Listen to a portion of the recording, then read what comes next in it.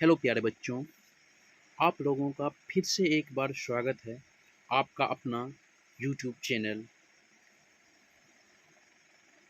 प्यारे बच्चों, आप लोगों को इससे पहले हम सोशल साइंस यानी कि भूगोल में पहला चैप्टर जो है संसाधन, उस इकाई 1 इसमें हम लोग पढ़े थे संसाधन के बारे में। संसाधन कितने प्रकार के होते हैं, फिर उत्पत्ति के आधार पर संसाधन कितने प्रकार के होते हैं, उपयोगिता के आधार पर संसाधन कितने प्रकार के होते हैं। उसमें सब बहुत सारे पढ़े थे, नवीकरणीय संसाधन और नवीकरणीय संसाधन। एक बार रिवाइज कर लेते हैं कौन कौन से पढ़े थे। उसके बाद स्वामित्व के आधार पर पढ़े थे। स्वामित्व के आधार पर हम लोग 4 भागों में बांटे संसाधन को। पहला संसाधन था व्यक्तिगत संसाधन, दूसरा आपका था समुदाय संसाधन, तीसरा आपका था अंतर्राष्ट्रीय संसाधन, चौथा आपका था राष्ट्रीय संसाधन। उसके बाद हम लोग संभाव्य एवं संचित को संसाधन में अंतर स्पष्ट किए थे। आज हम लोग पढ़ेंगे प्राकृतिक संसाधन के बारे में।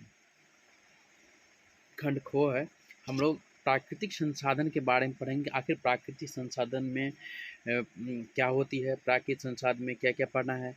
प्राकृतिक एक बार हम डिस्कस कर लेते हैं कि आपको प्राकृतिक संसाधन पढ़ना क्या है। देखिए, आपको 2024-25 के जो बोर्ड एग्ज़ाम है, बिहार बोर्ड एग्ज़ाम है, उसके लिए विशेष रूप से तैयारी करना है। तो उसके लिए आपको शॉर्ट बिल्कुल ज़्यादा नहीं पढ़ना है, लेकिन जितना ही पढ़ना है बहुत अच्छे तरीक़ा से पढ़ना है और बहुत शॉर्ट और सटीक पढ़ना है, ताकि आप लोगों को याद भी अच्छा से रहे। और हम लोग ऐसा करते हैं कि एक-एक करके पॉइंट टू पॉइंट एक-एक करके परिभाषा देखते हैं और पढ़ते चलते हैं। प्राकृतिक संसाधन के बारे में पढ़ते हैं। उससे पहले आप लोगों का जो आज का मोटिवेशनल लाइन है, उसके बारे में थोड़ा एक बार देखते हैं कि कहते हैं अपने लक्ष्य पर फोकस रखो, चाहे कुछ भी हो जाए। कहना है अपने लक्ष्य पर फोकस रखो, चाहे कुछ भी हो जाए, फिर देखना आपकी सफलता पाने में कोई नहीं रोक सकता है। कहने का मतलब सीधा है भाई कि देखो भाई, जो भी करते हो प्रॉपर दिल और दिमाग से करो वही काम। जो भी हम करते हैं, जैसे भी हम पढ़ाई करते हैं तो प्रॉपर उसी पे हमको फोकस देना है, चाहे कुछ भी हो जाए। आखिर एक ना एक दिन हमको क्या होना चाहिए, सफलता ज़रूर मिलेगी। प्यारे बच्चों, इसी लाइन के साथ हम आज का जो टॉपिक है प्राकृतिक संसाधन, इसके बारे में हम लोग आज जानेंगे क्या होती है। चलिए पहला देखते हैं हम लोग प्राकृतिक संसाधन क्या होती है।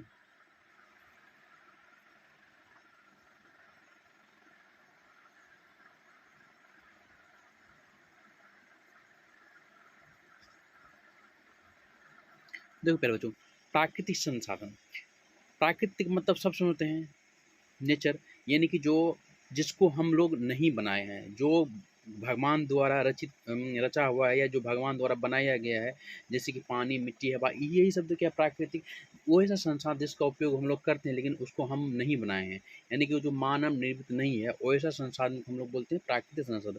एक बार परिभाषा क्या है, तो वैसा संसाधन जिसका निर्माण ईश्वर के द्वारा किया गया है, उसे प्राकृतिक संसाधन कहते हैं। जैसे पेड़, पौधा, मिट्टी इत्यादि।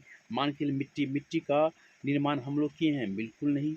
मिट्टी का अगर कोई बोलेगा कि नहीं मिट्टी का निर्माण हम किए हैं, तो ऐसा हो सकता है? संभव ही नहीं है, क्योंकि मिट्टी तो ईश्वर की देन है। तो ऐसा संसाधन उसका उपयोग कर रहे हैं, घर बनाते हैं, उस पे रहते हैं, हम खेती करते हैं, फसल उपजाते हैं, हम अच्छा से परवरिश कर रहे हैं, तो इस संसाधन का हम लोग उपयोग करते हैं। तो ऐसे संसाधन को हम लोग क्या बोलेंगे? प्राकृतिक संसाधन। जिसको हमने नहीं बनाया, यानी कि जो मानव निर्मित संसाधन नहीं है, वैसा संसाधन को हम लोग बोलेंगे प्राकृतिक संसाधन। देखो, भारत में भूमि के भौतिक जो स्वरूप है, जो भूमि जो मान के चलो 100% भूमि होता है, 100%। 100% में क्या-क्या है? तो 100% भूमि में से आपको देखिए 43% मैदान, यानी कि 43% क्या है? मैदान है। आपको 27% क्या है? पठार है। और 30% पर्वत क्या है? 30% पर्वत है। यानी कि जो भारत की भूमि है 100% भूमि में से, यानी कि 100% भूमि में से 43 क्या हो गया? मैदान हो गया आपका। और पठार कितना हो गया? 27% पठार हो गया। और पर्वत कितना है? यानी कि 30, यानी कि 30% पर्वत हो गया।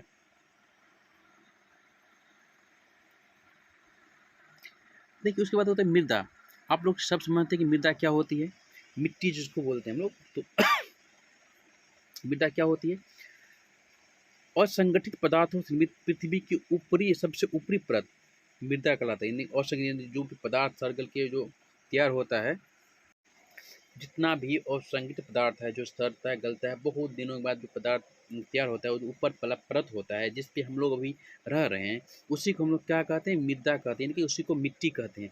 अब चलते हैं अगला, कहते हैं कि मृदा के निर्माण कैसे होते हैं। निर्माण मतलब मिट्टी बनता कैसे है।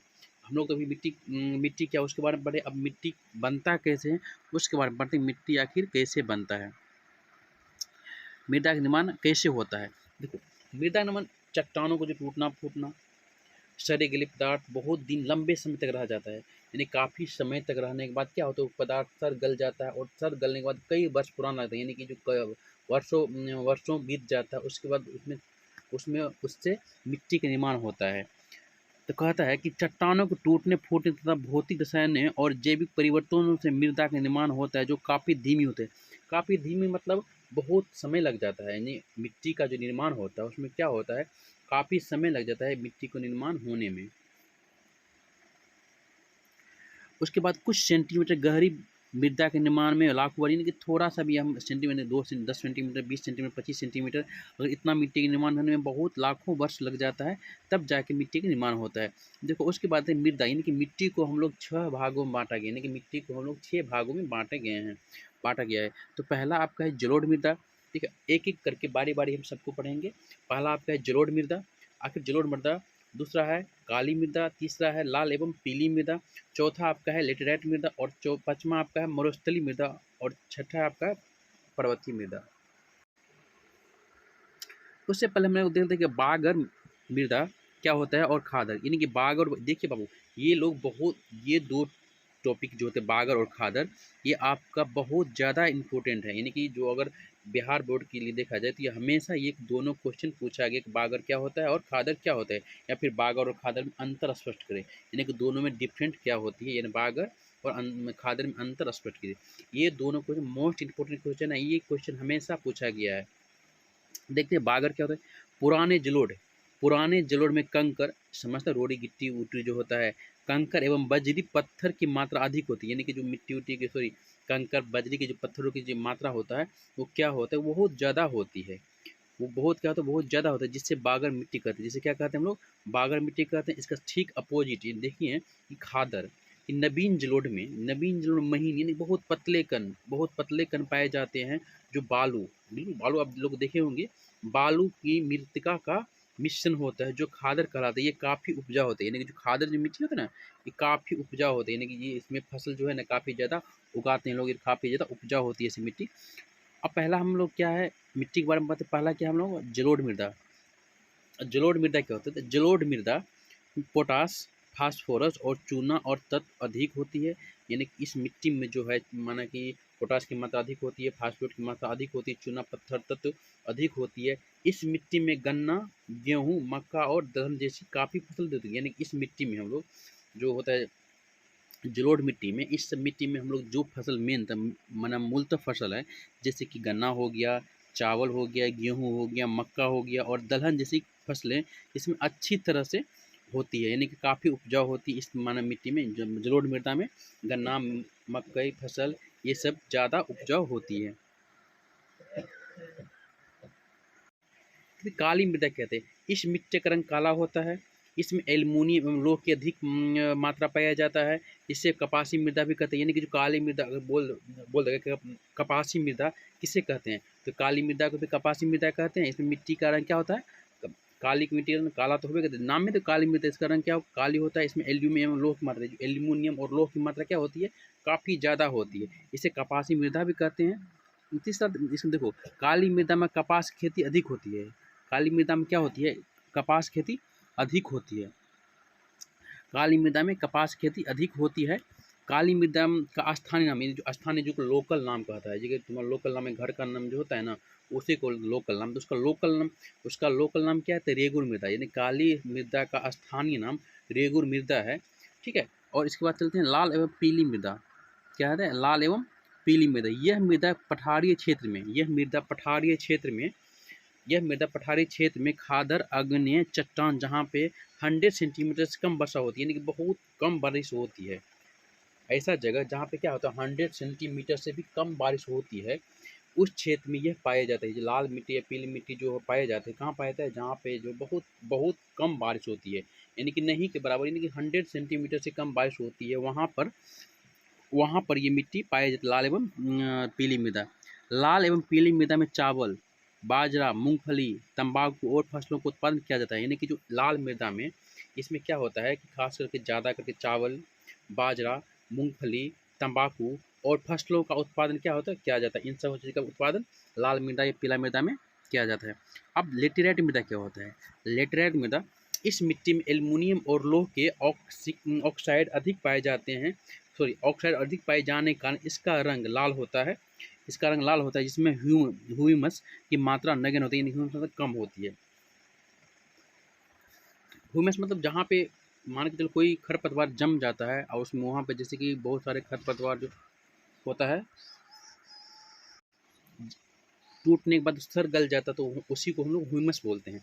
मरुस्थलीय मिट्टी, इस मिट्टी अल्प वर्षा वाले क्षेत्र में पाया जाता है। इस मिट्टी का रंग लाल या हल्का भूरा होता है। इस मिट्टी की राजस्थानी, हरियाणी एवं पंजाबी आदि क्षेत्र में पाए जाते हैं। यानी जो मरुस्थलीय मिट्टी कहाँ अधिकतर क्या होता है? पंजाबी क्षेत्र में पाया जाता है, हरियाणा क्षेत्र में पाया जाता है।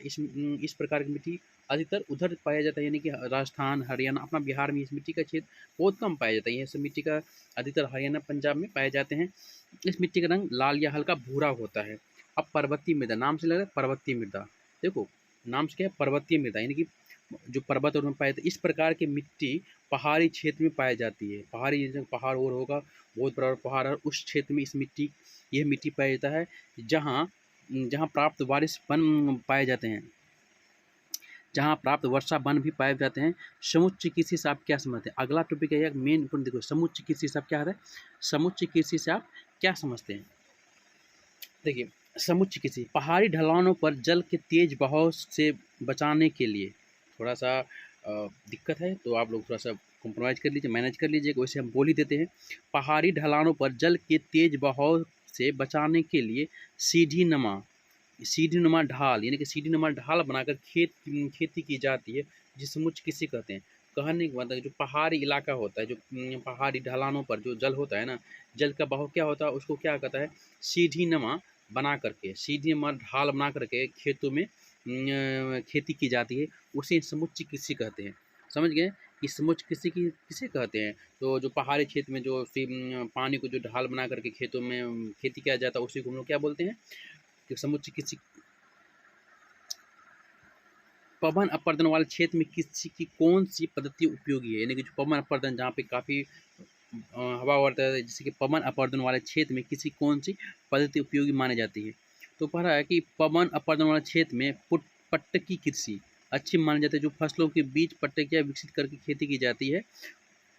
भारत के किन भागों में नदी डेल्टा का विकास, देखो ये मोस्ट इम्पोर्टेंट क्वेश्चन है, आप लोग अच्छा से ध्यान दिए कि भारत में किन भागों में नदी डेल्टा का विकास हुआ है, यहाँ की मृदा की क्या विशेषता है? देखो, भारत के पूर्वी तटीय महानदी कृपजा, कावेरी और गोदावरी नदियों द्वारा निर्मित डेल्टा का निर्माण हुआ है। देखो अब किस किस नदी के मिलकर लेना हुआ? तो पहला पूर्वी तटीय महानदी कृपजा, कावेरी और गोदावरी नदियों द्वारा निर्मित महानदी कृष्णा, कावेरी और गोदावरी नदियों द्वारा निर्मित डेल्टा का निर्माण हुआ है। यहाँ भी मृदा में पोटास, फास्फोरस और चूना जैसे तत्वों की प्रधानता है, यानी कि फास्फोरस, चूना जैसे तत्वों की यहाँ पे प्रधानता है। अधिक उपजाऊ होने के कारण गहन कृषि की जाती है। अधिक उपजाऊ होने के बाद इसको गहन कृषि भी की जाती है। फसल चक्र मृदा संरक्षण से किस प्रकार सहायता है? फसल चक्र मृदा संरक्षण में किस प्रकार सहायक है? दो फसलों के बीच, देखो इस बहुत बढ़िया क्वेश्चन है, आपको भी इनपुट काफ़ी बार ये क्वेश्चन पूछा गया है।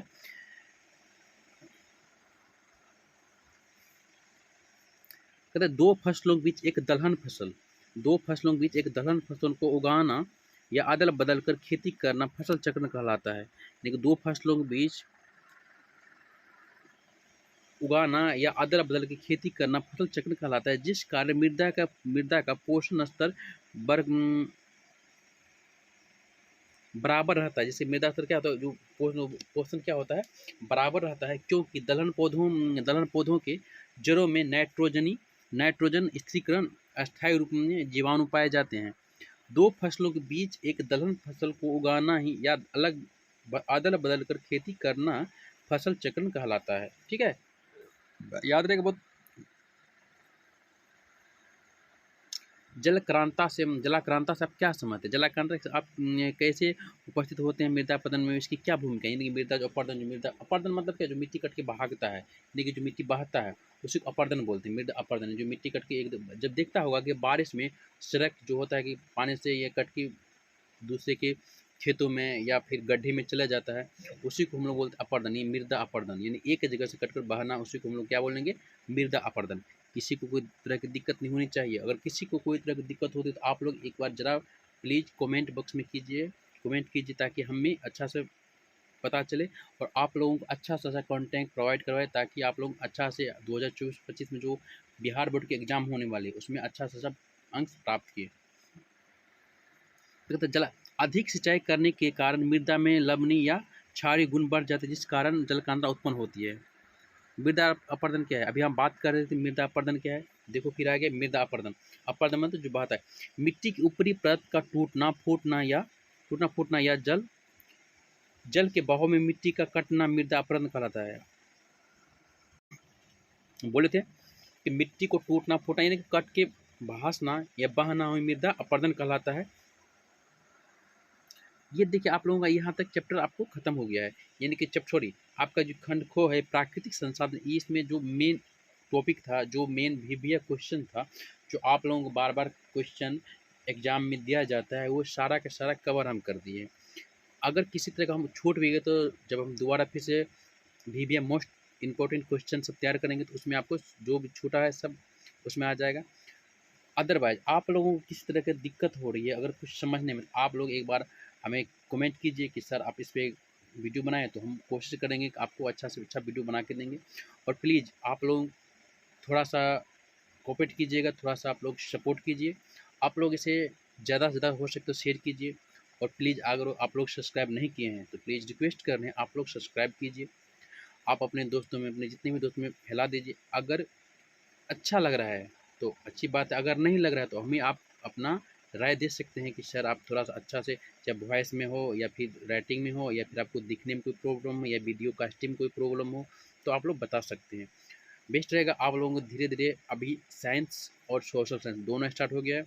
साइंस का पहला चैप्टर हम खत्म कर दिए हैं, सॉरी साइंस का 2 पार्ट हुआ है, एक हुआ एक प्रकाश का परावर्तन का प्रकाश और दूसरा है परावर्तन, वो दोनों चल रहा है। अभी इसके बाद तीसरा भी आने वाला है, आपको चौथा भी मिल जाएगा, धीरे धीरे करके पढ़ा निकल जाएगा। उसके बाद जैसे फिजिक्स खत्म होगा आप लोगों के लेके आएंगे बायोलॉजी। अभी सोशल साइंस में भी भूगोल चलेगा, अभी इसमें काफ़ी सारा है, तो एक एक करके छोटा छोटा पार्ट में हम लोग पढ़ेंगे और बहुत अच्छा समझते जाएंगे। प्लीज़ फिर से एक बार रिक्वेस्ट करें, आप लोग इसे सब्सक्राइब कर दीजिएगा, आप अपने दोस्तों में शेयर कर दीजिएगा। Thank you for watching my video. Thank you.